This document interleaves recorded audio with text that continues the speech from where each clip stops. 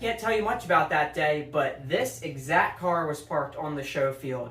And I was like, that is the coolest car in the whole entire world, and I want one just like that.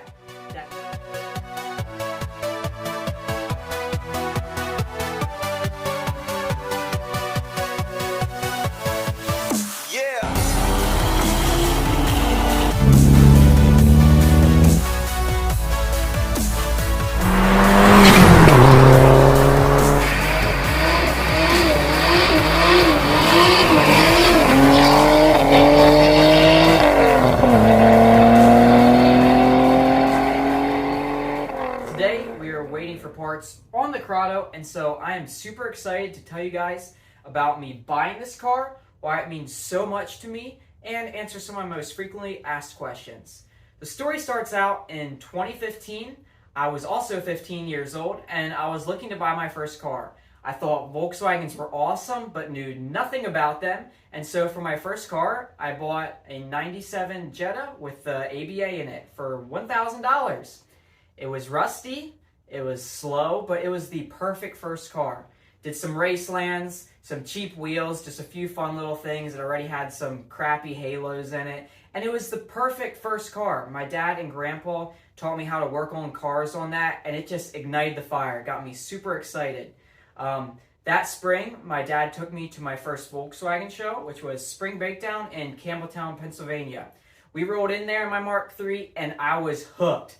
All them cars, it was super cool, and from then on, I was just looking to go to all the other shows that were around here. The following year, I went again, and I can't tell you much about that day, but this exact car was parked on the show field, and I was like, that is the coolest car in the whole entire world, and I want one just like that.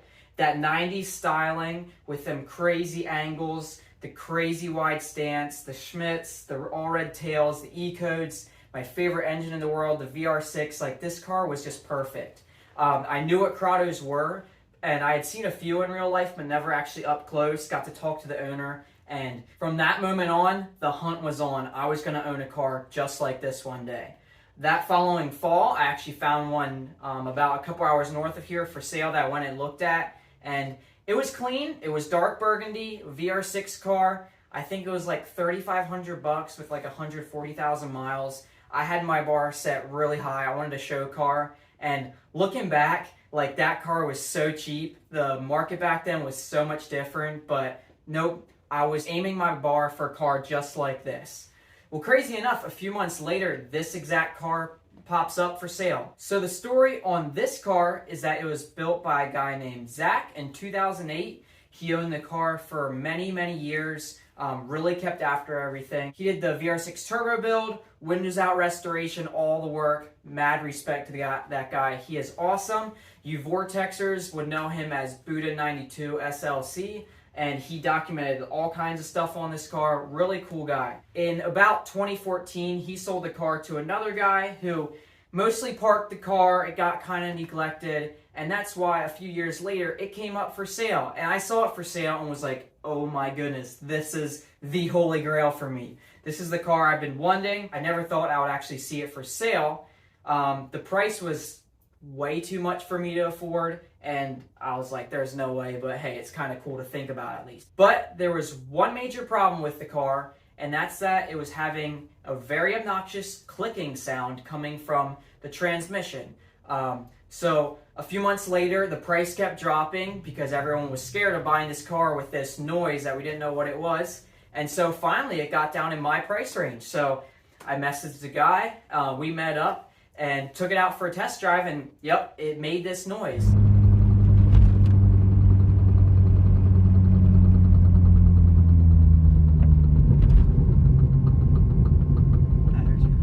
He thought it was coming from the differential. Something started to come apart, and I have to say, I knew nothing about these cars. I just thought it was awesome, knew the basics of working on cars, but it was my price range, and it was my dream car, so I bought it. And I was like, well, if it's coming from the differential, it already has a Pelican differential in it. They have lifetime warranty. I'll pull it out. We'll figure this out. It's going to be awesome.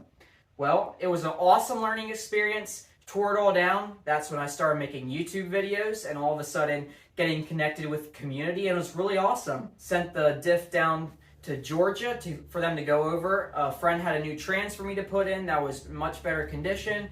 Put that in, except Peliquin said, oh, the differential's fine. So I didn't know what else to do. Put the car back together, went over some things that had been neglected, and was like, hey, we'll try it out. Drove the car, it was fine for a bit, and then all of a sudden this bad noise came back. Really scary. I was like, what is going on? So my grandpa actually rode with me.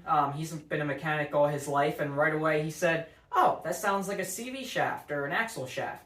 And so I was like, hey, what do we have to lose here? So threw in a cheap Chinese axle shaft. The noise was gone, and I've driven it for many years without problems, well, until now. But that's the story of buying it. That's why I've changed very little on the car since I bought it, just because in my mind, this is what a Corrado should look like. This is the perfect Volkswagen. Like, I know it's a matter of opinion, but this is perfect. Just that color, the stance, the 90s gold, it is awesome. So that's why I've changed very little. I actually had the pleasure to meet Zach this past year. Sometime I want to get him in here on a video and have him go over the car with me.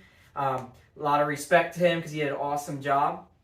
Now, what I've been doing with the car got parked a lot. Zach didn't drive the car enough, and that's why he wanted to pass it on. The next owner, if the car sat, it was neglected. And so we've been slowly going over things, updating stuff on the channel.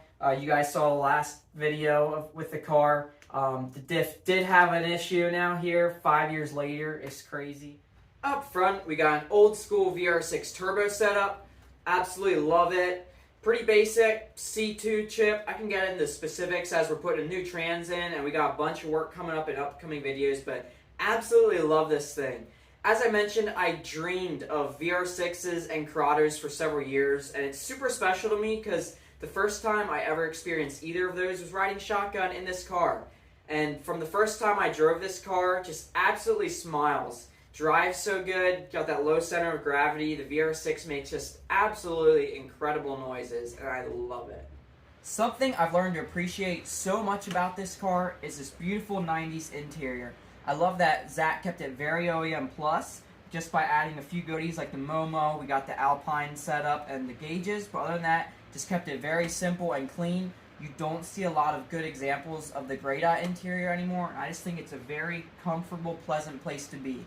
One thing that maybe is a little bit weird is just how much I love the smell of this interior. I'm not sure if it smells different than other Volkswagens just because it's built by Carmen, or maybe I'm just partial to it because this is the smell of my happy place.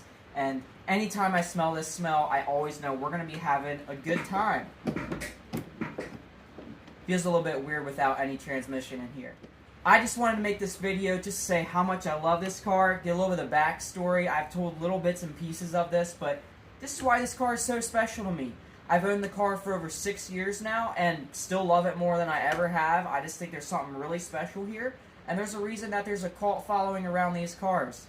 I used to think it's maybe a little bit crazy that some of you guys have owned these cars for literally like 25 years, but the more I drive this car, get out to the meets and hang out with the community, I see why. These cars are awesome. So thank you guys so much for the support. More than just the car, just the community has just been awesome, and I look forward to the events and hanging out with you guys, and that's why I do this. Thanks for watching. Hit that thumbs up button before you go, and we'll catch you next time for more Volkswagen fun. Peace.